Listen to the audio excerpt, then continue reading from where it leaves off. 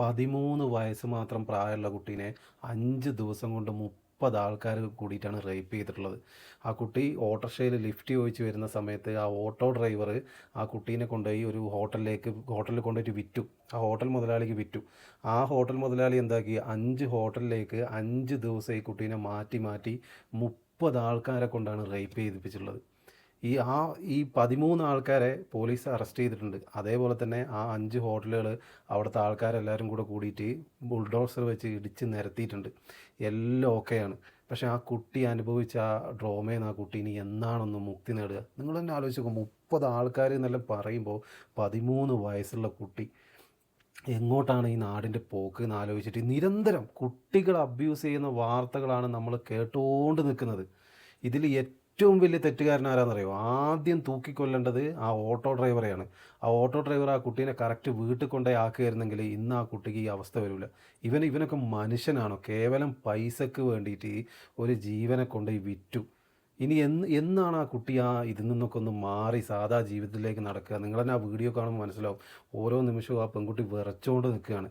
എങ്ങോട്ടാണ് ഈ ലോകത്തിൻ്റെ പോക്ക്? ഞാൻ വീണ്ടും പറയുന്നു, ഏറ്റവും വലിയ ശിക്ഷ കൊടുക്കേണ്ടത് ആ ഓട്ടോ ഡ്രൈവർക്കാണ്. നമ്മളെ രാജ്യത്ത് മാത്രമേ ഉള്ളൂ ഈ പെൺകുട്ടികളും ചെറിയ കുട്ടികളും ഇത്ര അധികം ബുദ്ധിമുട്ട് അനുഭവിക്കുന്നത്. വേറെ ഒരു രാജ്യത്തും ഈ പരിപാടി ഉണ്ടാവില്ല. എന്താണെന്ന് വെച്ച് കഴിഞ്ഞാൽ ഇവിടെ പെൺകുട്ടികൾക്ക് ഭയങ്കര പ്രാധാന്യം മറ്റെല്ലാ സ്ഥലത്തും. നമ്മൾ ഒരാളോടൊന്ന് മോശമായിട്ട് പെരുമാറി എന്ന് പറഞ്ഞിട്ട് അവരെങ്ങാനും കംപ്ലയിൻറ്റ് ചെയ്താണ്ടല്ലോ പിന്നെ പുറം ലോകം കാണൂല. നമ്മളെ നിയമത്തിൻ്റെ പ്രശ്നമാണിത്. പല വീഡിയോസിലൂടെയും ഞാൻ പറഞ്ഞിട്ടുള്ള നമ്മളെ നിയമത്തിൻ്റെ പ്രശ്നമാണിത്. നമ്മളെന്താക്കും? പോലീസുകാരെ പേടിക്കും. പോലീസുകാരെ അല്ല പേടിക്കേണ്ടത്, നമ്മൾ നിയമത്തിനെയാണ് പേടിക്കേണ്ടത്. ഈ പോലീസുകാരെ പേടിച്ച് കഴിയുമ്പോഴുള്ള പ്രശ്നം എന്താ അറിയോ? അവർ കാണാണ്ടാവുമ്പോൾ നമ്മൾ പല തെറ്റുകളിലും ഏർപ്പെടും. അതേസമയം നമ്മൾ നിയമത്തിനെ പേടിക്കുകയാണെങ്കിൽ ആ രാജ്യത്തിൻ്റെ ഏത് മുക്കിലും മൂലയിലും നിൽക്കുകയാണെങ്കിൽ നമുക്ക് ആ ഭയം ഉണ്ടാവും. നമുക്ക് എന്തെങ്കിലും പറ്റും, അല്ലെങ്കിൽ നമുക്ക് എന്തെങ്കിലും ചെയ്തു കഴിഞ്ഞാൽ ഇത്രയും വലിയ ശിക്ഷ കിട്ടുന്നു.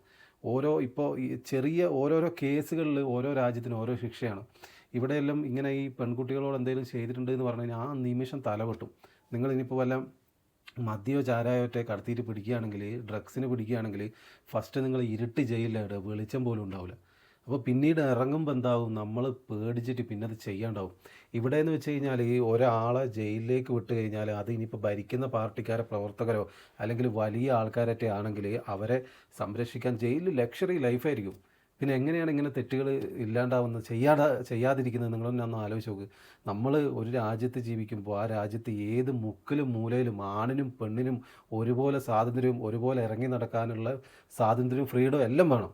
ഇതൊന്നുമില്ല ഒന്നും. എന്നിട്ട് ഇവരൊക്കെ കടന്ന് ഉണ്ടാക്കുകയാണ് ഡിജിറ്റലായി മറ്റേതായി മറിച്ചതായി.